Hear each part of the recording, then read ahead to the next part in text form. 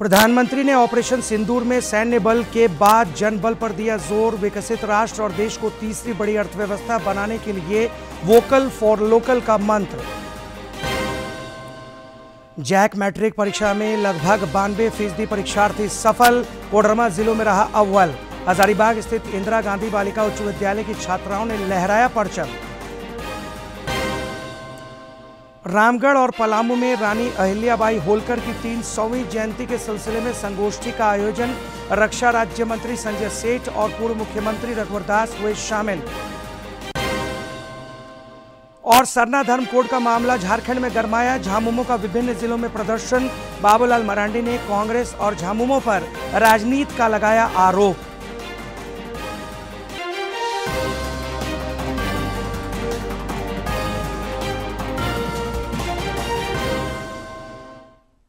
नमस्कार, प्रादेशिक समाचार में आपका स्वागत है। इस वक्त तमाम ताज़ा तरीन और अहम खबरों को लेकर हाजिर हूं मैं राहुल शर्मा।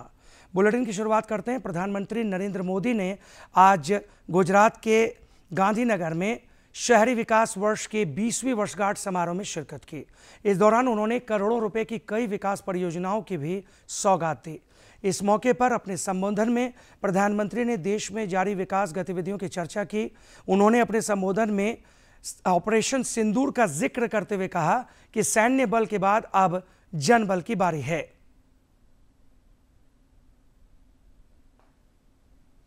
दोस्तों, 6 मई की रात ऑपरेशन सिंदूर सैन्य बल से प्रारंभ हुआ था, लेकिन अब यह ऑपरेशन सिंदूर जन बल से आगे बढ़ेगा।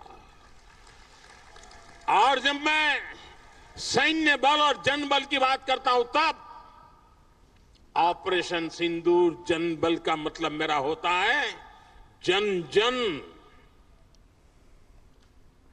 देश के विकास के लिए भागीदार बने, दायित्व संभाले। हम इतना तय कर लें कि 2047 जब भारत की आजादी के 100 साल होंगे, विकसित भारत बनाने के लिए तत्काल भारत की इकोनॉमी को 4 नंबर से 3 नंबर पर ले जाने के लिए अब हम कोई विदेशी चीज का उपयोग नहीं करेंगे। इस दौरान प्रधानमंत्री ने विकसित राष्ट्र के लिए वोकल फॉर लोकल का मंत्र दिया। साथ ही भारत के दुनिया की चौथी सबसे बड़ी अर्थव्यवस्था पर हर्ष जताया और उन्होंने तीसरी बड़ी अर्थव्यवस्था बनाने का संकल्प लिया।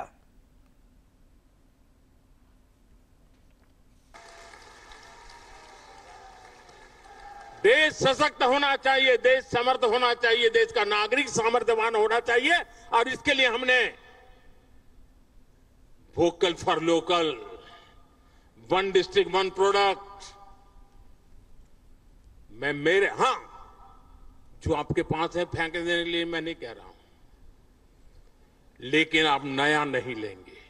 और शायद 1-2% चीजें ऐसी हैं जो शायद आपको बाहर के लेनी पड़े, जो हमारे यहां उपलब्ध ना हो। बाकी आज हिंदुस्तान में ऐसा कुछ नहीं। आपने देखा होगा, आज से पहले 25 साल 30 साल पहले विदेश से कोई आता था तो लोग लिस्ट भेजते थे कि ये ले आना, ये ले आना।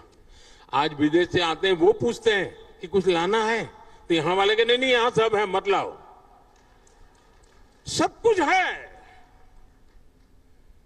हमें अपनी ब्रांड पे गर्व होना चाहिए, मेड इन इंडिया पर गर्व होना चाहिए। ऑपरेशन सिंदूर सैन्य बल से नहीं, जन बल से जीतना है दोस्तों। और जन बल आता है मातृभूमि की मिट्टी में पैदा हुई हर पैदावार से आता है। इस मिट्टी की जिसमें सुगंध हो, इस देश के नागरिक के पसीने की जिसमें सुगंध हो, उन चीजों का मैं इस्तेमाल करूंगा।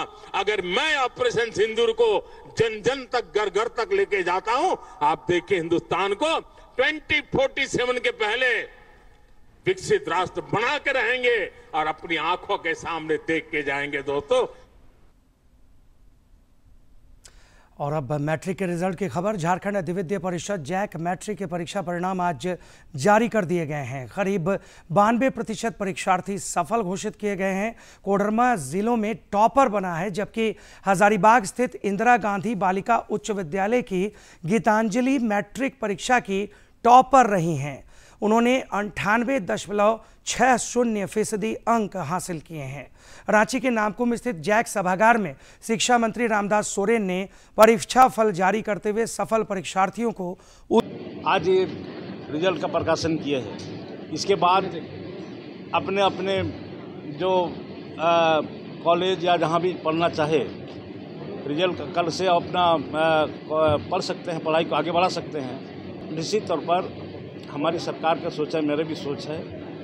हजारीबाग का जो रिजल्ट आया है बहुत ही अच्छे रिजल्ट माना जा रहा है इसको, और हम लोग चाहते हैं कि हमारे इस राज्य के प्राय स्कूल, सभी स्कूल में इस तरह का रिजल्ट आए। हमारे विभाग की यही सोच है। इंदिरा गांधी बालिका उच्च विद्यालय हजारीबाग की कई परीक्षार्थियों ने मैट्रिक बोर्ड परीक्षा में परचम लहराया है, जिससे विद्यालय के शिक्षक शिक्षिकाएं हर्षित हैं।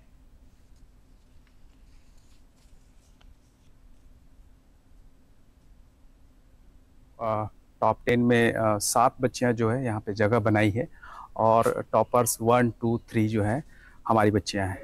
तो पिछले बार भी टॉपर्स थी पूरे राज्य में, और आज भी टॉपर्स हैं। इसके पीछे सिर्फ और सिर्फ कड़ी मेहनत है सभी शिक्षकों की, हम सब की। हम लोग वर्ष भर में जो बोर्ड परीक्षा है उसके अतिरिक्त 4 और परीक्षाएं लेते हैं, 2 त्रैमासिक, टर्मिनल, 1 हाफ ईयरली और 1 फाइनल। अपने स्तर से और हर विषय की 100 अंक की परीक्षा अलग अलग लेते हैं, 7वीं से 12वीं तक की। तो हर विषय में बच्चे पारंगत हो जाते हैं। इधर झारखंड के राज्यपाल संतोष कुमार गंगवार ने मैट्रिक परीक्षा में सफल सभी विद्यार्थियों को बधाई और शुभकामनाएं दी हैं। उन्होंने विद्यार्थियों के उज्जवल भविष्य की भी कामना की है। श्री गंगवार ने परीक्षार्थियों की सफलता में महत्वपूर्ण भूमिका निभाने वाले शिक्षकों और अभिभावकों को भी हार्दिक बधाई दी है। इधर मुख्यमंत्री हेमंत सोरेन ने भी सफल परीक्षार्थियों को बधाई और शुभकामनाएं दी हैं। मुख्यमंत्री ने परीक्षा में अपेक्षित परिणाम से चूकने वाले विद्यार्थियों की भी हौसला अफजाई की। उन्होंने कहा कि वे कड़ी मेहनत करते रहें, उन्हें सफलता जरूर मिलेगी। मुख्यमंत्री ने सभी परीक्षार्थियों को उज्जवल भविष्य की भी शुभकामनाएं दी। रामगढ़ में रानी अहिल्याबाई होलकर की 300वीं जयंती समारोह के सिलसिले में कार्यक्रम का आयोजन किया गया, जिसमें रक्षा राज्य मंत्री संजय सेठ भी शामिल हुए। इस मौके पर श्री सेठ ने कहा कि प्रधानमंत्री नरेंद्र मोदी के नेतृत्व और निर्देशन में भारत सभी क्षेत्रों में सशक्त हुआ है। रामगढ़ के राधा गोविंद विश्वविद्यालय में रानी अहिल्याबाई होलकर की 300वीं जयंती पर संगोष्ठी का आयोजन किया गया। कार्यक्रम में बतौर मुख्य अतिथि रक्षा राज्य मंत्री संजय सेठ शामिल हुए। उन्होंने इस दौरान अहिल्याबाई की जीवनी पर प्रकाश डाला और उनके जीवन काल में किए गए कार्यों से प्रेरणा लेने की बात कही। 300वीं जयंती पे पूरा देश आज उनकी प्रेरणा की गाथा गा रहा है। रक्षा राज्य मंत्री संजय सेठ ने कहा कि करीब 275 साल पहले जब पर्दा प्रथा थी, उस समय रानी अहिल्याबाई होलकर ने न्यायपूर्ण और पारदर्शी शासन की स्थापना की थी। साथ ही सेना को भी आत्मनिर्भर बनाया, जिसका अनुकरण प्रधानमंत्री नरेंद्र मोदी ने भी किया है। एक महिला होकर जब पर्दा प्रथा था, उस पर्दा प्रथा के बाद एक शासन व्यवस्था खड़ा की, और उस वही प्रेरणा प्रधानमंत्री नरेंद्र मोदी जी ने। अब देखो लोकमाता ने क्या किया, अपनी सेना को आत्मनिर्भर बनाया। रक्षा राज्य मंत्री संजय सेठ ने कहा कि लोकमाता रानी अहिल्याबाई होलकर ने देश की बेटियों को आगे बढ़ाने का काम किया है। इसी का अनुसरण कर आजादी के 7 दशक बाद महिला शक्ति वंदन योजना के तहत महिलाओं को 33% आरक्षण का लाभ दिया गया। बेटी बचाओ, बेटी पढ़ाओ, बेटी बढ़ाओ। आज देश की बेटी को न्याय मिल रहा है। महिला शक्ति वंदन योजना के तहत 33% आरक्षण महिलाओं को आजादी के 7 दशक बाद किसने कम दिया? प्रधानमंत्री नरेंद्र मोदी जी ने दिया। केंद्र सरकार की ओर से आधी आबादी के सशक्तिकरण के लिए लगातार पहल की जा रही है। रानी अहिल्याबाई होलकर के आदर्शों को आत्मसात कर देश ऐसे ही आगे बढ़ते रहेगा। डीडी न्यूज के लिए रामगढ़ से के तिवारी की रिपोर्ट। इधर पलामू मेदिनीनगर टाउन हॉल में भी रानी अहिल्याबाई होलकर की 300वीं जयंती के सिलसिले में संगोष्ठी का आयोजन किया गया। इस मौके पर झारखंड के पूर्व मुख्यमंत्री रघुवर दास ने कहा कि केंद्र सरकार विकास और विरासत को आगे बढ़ाने के मंत्र के साथ आगे बढ़ रही है।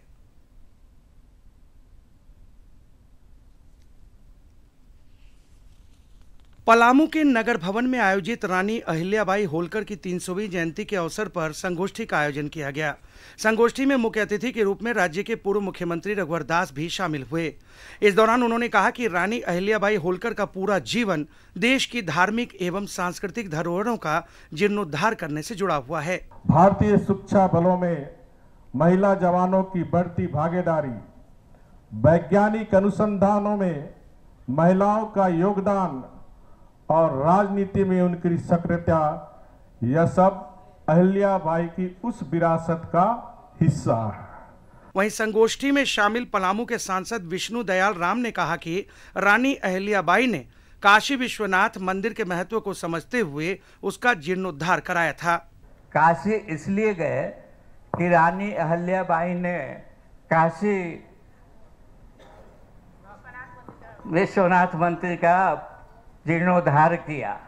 इन्होंने काशी विश्वनाथ मंदिर के महत्व को समझा और उसका जीर्णोद्धार किया। और प्रधानमंत्री जी ने ये नारी शक्ति वंदन अधिनियम पारित कराने के बाद वहां जाकर लोगों से आशीर्वाद प्राप्त किया और यही कहा कि रानी अहिल्याबाई के जीवन इतिहास को समग्रता से देखने की आवश्यकता है। केंद्र सरकार की ओर से नारी शक्ति को नमन करने और उन्हें आगे बढ़ाने के लिए लगातार पहल की जा रही है। रानी अहिल्याबाई होलकर के जीवन से प्रेरणा लेकर केंद्र सरकार देश को आगे बढ़ाने का प्रयास कर रही है। संगोष्ठी में पूर्व मंत्री रामचंद्र चंद्रवंशी, कमलेश सिंह, विधायक आलोक चौरसिया, भाजपा के प्रदेश महामंत्री मनोज सिंह समेत कई लोग मौजूद थे। डीडी न्यूज के लिए पलामू से जसप्रीत की रिपोर्ट। विधि व्यवस्था को लेकर मुख्यमंत्री हेमंत सोरेन की प्रस्तावित बैठक आज अपरिहार्य कारणों से स्थगित कर दी गई है। श्री सोरेन झारखंड मंत्रालय में वरिष्ठ अधिकारियों के साथ बैठक करने वाले थे। कल ही सरकार ने बड़े पैमाने पर आईएएस अधिकारियों का तबादला किया था। इनमें से कई नवनियुक्त उपायुक्तों ने आज पदभार भी ग्रहण कर लिया। सरना धर्म कोड के मुद्दे पर झारखंड की राजनीति लगातार गर्माती जा रही है। झामुमो ने आज इस मुद्दे पर राज्यव्यापी प्रदर्शन किया और जातीय जनगणना में सरना धर्म कोड को शामिल करने की मांग की। रांची में भी सरना धर्म कोड के मुद्दे पर पार्टी द्वारा आयोजित प्रदर्शन में केंद्रीय महासचिव सुप्रियो भट्टाचार्य और विनोद कुमार पांडेय समेत अन्य नेता शामिल हुए। इस दौरान उन्होंने सरना धर्म कोड को लागू करने की मांग की। सहानुभूति पूर्वक विचार करके सरना धर्म कोड और आदिवासी धर्म कोड को जनगणना के फॉर्म में अलग कॉलम बना करके उसको देने का काम किया जाए। लेकिन दुर्भाग्य की बात है कि जनगणना भी हो रही है, जातिगत जनगणना भी हो रही है, लेकिन सरना धर्म कोड आदिवासी धर्म कोड पर किसी भी तरह की चर्चा केंद्र सरकार के द्वारा नहीं की गई। इधर प्रदेश भाजपा अध्यक्ष बाबूलाल मरांडी ने राज्य में धर्मांतरण के मामलों पर चिंता व्यक्त करते हुए कहा है कि सरना धर्म कोड के मुद्दे पर झामुमो और कांग्रेस लगातार राजनीति कर रहे हैं। श्री मरांडी ने रांची में प्रेस वार्ता को संबोधित करते हुए आयुष्मान भारत योजना के तहत अस्पतालों की लंबित राशि के भुगतान का मामला भी उठाया। भाजपा प्रदेश अध्यक्ष बाबूलाल मरांडी ने सरना धर्म कोड की मांग पर प्रदर्शन कर रहे झामुमो और कांग्रेस पर इस बात पर राजनीति करने का आरोप लगाया है। उन्होंने आज प्रदेश कार्यालय में प्रेस वार्ता को संबोधित करते हुए कहा कि ये दोनों दल धर्मांतरण के मुद्दे पर मौन हैं। उन्होंने नसीहत दी कि सरना धर्म कोड पर अगर वे वास्तव में चिंतित हैं तो पहले उन्हें धर्मांतरण रोकने का प्रयास करना चाहिए। आज जो लोग तेजी से धर्मांतरण हो रहा है, सरकार को उसकी रोकने का प्रयास करना चाहिए, उसका इंतजाम करना चाहिए। अगर उसकी वो इंतजाम नहीं करते हैं तो फिर सरना कहाँ बच जाएगा। फिर तो सारे लोग जो क्रिश्चियन बन जाएंगे वो अपने आप को तो सरना नहीं लिखेंगे। श्री मरांडी ने आयुष्मान भारत योजना के तहत अस्पतालों के लंबित भुगतान की भी चर्चा की और सरकार से इसे दुरुस्त करने का आग्रह किया। उन्होंने बताया कि झारखंड में 750 हॉस्पिटल को योजना के तहत सूचीबद्ध किया गया था, जहां गरीब से गरीब लोग इलाज कर पा रहे थे, लेकिन उसमें भी 538 हॉस्पिटल को पैसा नहीं मिल रहा है, जिससे जरूरतमंद मरीजों को मुश्किलों का सामना करना पड़ रहा है। 212 हॉस्पिटल हैं जिनको पिछले 10 महीनों से पैसे नहीं मिल रहा है। कुछ उसका टेक्निकल प्रॉब्लम आया था, लेकिन वो भी शायद ठीक हुआ, लेकिन आज तक नहीं मिला। तो अगर इतनी बड़ी तादाद में अस्पतालों को पैसा नहीं मिलेगा तो फिर गरीबों को ये सुविधा प्राप्त नहीं हो पाएगी। और गरीब ही नहीं बल्कि गरीब के साथ साथ जो हमने कहा कि पेंशन भोगी, वकील है, पत्रकार है, कर्मचारी है, यानी किसी को कोई लाभ नहीं मिल पाएगा। प्रदेश कार्यालय में आयोजित इस प्रेस वार्ता के दौरान पार्टी नेता शिव पूजन पाठक और प्रतुल नाथ शाहदेव भी मौजूद थे। रांची से सरिता की रिपोर्ट। रांची में सिरमटोली फ्लाईओवर के रैंप को सरना स्थल से हटाने समेत विभिन्न मांगों को लेकर आदिवासी बचाओ संघर्ष मोर्चा और अन्य आदिवासी संगठनों ने राजभवन के समक्ष आज धरना प्रदर्शन किया। भारत का विकास के लिए अनेक प्रावधानों के अलग इतर जाके जो उन्होंने तोड़ मरोड़ करके किया है, उसी तरह से सारे गैर संवैधानिक जो काम यहाँ पर इस राज्य में हो रहे हैं, हम आदिवासी इन सब बातों को समझते हुए अपने अधिकारों को सुरक्षित करने के लिए, अपनी परंपरा संस्कृति, अपनी जो आस्था को सुरक्षित करने के लिए आज हम लोग राजभवन के सामने एकत्र हुए हैं। राज्यपाल हमारे कस्टोडियन हैं, उनको इस बात को समझना होगा, हमारी समस्या, हमारी मांगों को उनको संज्ञान में लेना होगा। राज्य में नक्सलवाद पर सुरक्षा बलों और पुलिस का निर्णायक प्रहार जारी है, जिससे राष्ट्र विरोधी तत्वों को कहीं पनाह नहीं मिल पा रही है। राज्य में 4 दिनों में 4 बड़े इनामी नक्सली ढेर कर दिए गए हैं, जबकि 2 की गिरफ्तारियां हुई हैं। इस दौरान हथियारों और विस्फोटकों का जखीरा भी बरामद किया गया है। देखिए रिपोर्ट। झारखंड में नक्सलियों के सफाई के लिए बड़ा ऑपरेशन चल रहा है और बूढ़ा पहाड़ से भागे नक्सली आसपास के इलाकों में खोज कर ढेर किए जा रहे हैं। सुरक्षा बलों और पुलिस के पराक्रम के आगे लाल आतंक नतमस्तक दिख रहा है। झारखंड में पुलिस और सुरक्षा बल नक्सलियों के लिए काल बन गए हैं। शनिवार को 2 बड़े इनामी नक्सलियों को ढेर करने और एक को पकड़ने के बाद लातेहार पुलिस को फिर बड़ी सफलता मिली है। नेतरहाट थाना क्षेत्र में मुठभेड़ के दौरान 5 लाख रुपए का इनामी नक्सली मनीष यादव मार गिराया गया है, जबकि 10 लाख रुपए का इनामी नक्सली कुंदन खेरवार को पुलिस ने गिरफ्तार किया है। आईजी अभियान एवी होमकर ने बताया कि बूढ़ा पहाड़ क्षेत्र से भागे नक्सलियों ने लातेहार में पनाह ले रखी थी, जिनके खिलाफ एक्शन लिया जा रहा है।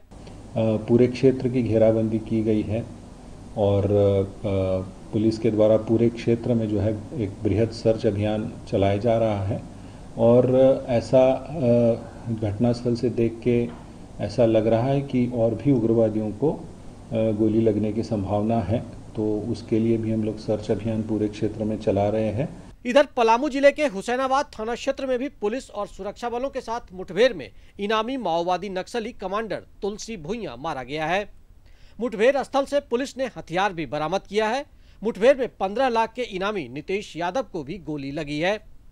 पलामू की पुलिस अधीक्षक रिश्मा रमेशन ने कहा कि इलाके में सर्च अभियान जारी है। कार्रवाई में माओवादी जो तुलसी भुइयां है उसका डेथ हो गया है और जगह से जो है एक SLR मैगजीन और कुछ डेली यूज का सामान बरामद किया है। अभी भी सर्च ऑपरेशन जारी है। झारखंड समेत देश भर में अगले साल मार्च तक नक्सलवाद का नामो निशान मिटाने का लक्ष्य है, जिसमें सुरक्षा बलों को लगातार सफलता मिल रही है। रक्षा राज्य मंत्री संजय सेठ ने कहा कि झारखंड समेत देश भर में नक्सलवाद अब अंतिम सांसें गिन रहा है। अब पूरे देश में और झारखंड में माओवादी अंतिम सांसें ले रहा है और तभी आप देखो कि चाहे वो छत्तीसगढ़ हो चाहे झारखंड हो, पूरे हिंदुस्तान में माओवादी के खिलाफ बड़ा अभियान चल रहा है सफलतापूर्वक। लातेहार और लोहरदगा के सीमावर्ती ईचावार जंगल में पुलिस और जेजेएमपी नक्सलियों के बीच शनिवार को भी मुठभेड़ हुई थी, जिसमें नक्सली संगठन जेजेएमपी का सुप्रीमो 10 लाख रुपए का इनामी पप्पू लोहरा और एक अन्य उग्रवादी मारा गया था। इस दौरान हथियारों और विस्फोटकों का जखीरा भी बरामद हुआ। झारखंड में नक्सलियों के कई किले ध्वस्त हो चुके हैं और उनमें भगदड़ मची है। सुरक्षित ठिकानों की तलाश में ये राष्ट्र विरोधी तत्व जरूर है, लेकिन सुरक्षा बलों की उन पर पैनी नजर है। लाल आतंक के सफाये का यह मिशन झारखंड में अनवरत जारी है और उम्मीद की जा रही है कि यह विकृत मानसिकता जल्द समूल नष्ट होगी। डीडी न्यूज के लिए संजय तिवारी, जसप्रीत सिंह और विकास के साथ मैं दिवाकर कुमार। भारत के स्वदेशी रक्षा क्षमताओं को बढ़ाने के लिए रक्षा मंत्री राजनाथ सिंह ने उन्नत मध्यम लड़ाकू विमान AMCA कार्यक्रम को मंजूरी दे दी है। रक्षा मंत्री राजनाथ सिंह ने उन्नत मध्यम लड़ाकू विमान AMCA कार्यक्रम निष्पादन मॉडल को मंजूरी दे दी है। एरोनॉटिकल डेवलपमेंट एजेंसी यानी ADA उद्योग जगत के साथ साझेदारी के जरिए कार्यक्रम को क्रियान्वित करने के लिए तैयार है। ये स्वदेशी AMCA प्रोटोटाइप विकसित करने के लिए दिशा में एक महत्वपूर्ण कदम है, जो एरोस्पेस क्षेत्र में आत्मनिर्भरता की दिशा में एक मील का पत्थर होगा। ADA जल्द ही AMCA विकास चरण के लिए रुचि की अभिव्यक्ति EOI जारी करेगा। इसमें प्रतिस्पर्धा के आधार पर निजी और सार्वजनिक दोनों क्षेत्रों को समान अवसर मिलेगा। बोलीदाता स्वतंत्र रूप से या संयुक्त उद्यम के रूप में या संघ के रूप में बोली लगा सकते हैं, लेकिन इकाई या बोलीदाता देश के कानूनों और नियमों का अनुपालन करने वाली भारतीय कंपनी होनी चाहिए। वैश्विक मंच पर आतंकवाद के मुद्दे पर भारत का सर्वदलीय प्रतिनिधिमंडल पाकिस्तान की पोल खोलने की मुहिम में जुटा है। शशि थरूर के नेतृत्व में गुयाना गए प्रतिनिधिमंडल ने वहां के राष्ट्रपति इरफान अली से मुलाकात की। भारत और गुयाना के बीच मजबूत राजनीतिक और आर्थिक साझेदारी पर जोर देते हुए राष्ट्रपति अली ने दोनों देशों के बीच संबंधों को खून का रिश्ता बताया। राष्ट्रपति अली ने आतंकवाद और उग्रवाद के खिलाफ भी कड़ा रुख अपनाया और हिंसा के सभी रूपों को खारिज करने के लिए अपने देश की प्रतिबद्धता जताई। उन्होंने कहा कि भारत और गुयाना के बीच असाधारण संबंध है, ये खून का रिश्ता है। आर्थिक राजनीतिक दृष्टिकोण से भारत हमारा बहुत करीबी साझेदार रहा है। इसके साथ ही उन्होंने कहा कि भारतीय निवेशक, प्रौद्योगिकी और डिजिटल उत्पाद गुयाना के विकास का हिस्सा बनेंगे। इधर भारत का एक अन्य सर्वदलीय प्रतिनिधिमंडल सुप्रिया सूले के नेतृत्व में कतर के दौरे पर है। प्रतिनिधिमंडल में शामिल पूर्व केंद्रीय मंत्री अनुराग ठाकुर ने कहा है कि भारत अब आतंकवाद को कतई सहन नहीं करेगा और उसका माकूल जवाब दिया जाएगा। पर एकजुट होकर भारतीय प्रतिनिधिमंडल के रूप में आए हैं ताकि दुनिया को बता दे कि भारत आतंकवाद को सहन नहीं करेगा, उसको मुंह तोड़ करारा जवाब देने का काम करता रहेगा। पहलगाम की घटना के बाद भी द रेजिस्टेंस फ्रंट, जो लश्कर तौयबा का फ्रंट है, पाकिस्तान में जिन्होंने ट्रेनिंग ली, वहां से हथियार लिए, वहां से हैंडलिंग हुई और भारत में आकर लोगों को मारा, उन्हें माना कि इस हमले के पीछे वो हैं। बावजूद पाकिस्तान ने जब 14 दिनों तक कोई कार्रवाई नहीं की, फिर भारत ने वही किया जो करना चाहिए था। आतंकवादी ठिकानों को 9 ऐसे ठिकानों पर एक के बाद दूसरा मात्र 25-26 मिनट के अंदर वो प्रहार किए कि आतंकवाद की कमर तोड़ने का काम, उसके घर में घुसकर मारने का काम किया है तो भारतीय सेनाओं ने किया है। और अब जनता के स्वास्थ्य से जुड़ी महत्वपूर्ण खबर। देश के कुछ राज्यों में कोविड के मामले देखे जा रहे हैं, जिसको लेकर स्वास्थ्य मंत्रालय सतर्क है। देश भर में अब तक 1110 कोविड के मामले सामने आ चुके हैं। और भारत में कोविड-19 के कुल सक्रिय मामलों की संख्या अब 1010 दर्ज की गई है, जिनमें से हाल ही में 752 नए मामले सामने आए हैं। केरल में सबसे अधिक 430 सक्रिय मामले हैं। इसके बाद महाराष्ट्र में 209, दिल्ली में 104 मामले हैं और कर्नाटक में 47 सक्रिय मामले दर्ज किए गए हैं। कुछ राज्य जैसे अंडमान और निकोबार, अरुणाचल प्रदेश, असम, बिहार, हिमाचल प्रदेश और जम्मू कश्मीर में फिलहाल कोई सक्रिय मामला दर्ज नहीं किया गया है। महाराष्ट्र में 4, केरल में 2 और कर्नाटक में 1 की मौत की सूचना मिली है। कोविड के मामले को देखते हुए केंद्रीय स्वास्थ्य मंत्रालय सतर्क है और अपनी कई एजेंसियों के माध्यम से स्थिति पर लगातार नजर रखे हुए है। आईसीएमआर के महानिदेशक डॉक्टर राजीव बहल ने कहा है कि भारत में कोविड-19 संक्रमण बढ़ रहा है, लेकिन चिंता की कोई बात नहीं है क्योंकि कोविड का ये वेरिएंट घातक नहीं है। सरकार एक्टिव रूप से इसकी निगरानी कर रही है। हजारीबाग में पुलिस ने एक पेट्रोल पंप के मैनेजर की हत्या मामले का खुलासा करते हुए 2 अपराधियों को धर दबोचा है। पुलिस ने इन अपराधियों के पास से हत्या में इस्तेमाल किए गए देसी कट्टे और मोटरसाइकिल को बरामद किया है। और इसी के साथ इस बुलेटिन में फिलहाल इतना ही। दीजिए इजाजत, लेकिन चलते चलते एक नजर अब तक की सुर्खियों पर। प्रधानमंत्री ने ऑपरेशन सिंदूर में सैन्य बल के बाद जन बल पर दिया जोर। विकसित राष्ट्र और देश को तीसरी बड़ी अर्थव्यवस्था बनाने के लिए वोकल फॉर लोकल का मंत्र। जैक मैट्रिक परीक्षा में लगभग 92% परीक्षार्थी सफल। कोडरमा जिलों में रहा अव्वल। हजारीबाग स्थित इंदिरा गांधी बालिका उच्च विद्यालय की छात्राओं ने लहराया परचम। रामगढ़ और पलामू में रानी अहिल्याबाई होलकर की 300वीं जयंती के सिलसिले में संगोष्ठी का आयोजन। रक्षा राज्य मंत्री संजय सेठ और पूर्व मुख्यमंत्री रघुवर दास हुए शामिल। और सरना धर्म कोड का मामला गरमाया। झामुमो का विभिन्न जिलों में प्रदर्शन। बाबूलाल मरांडी ने कांग्रेस और झामुमो पर राजनीति का लगाया आरोप।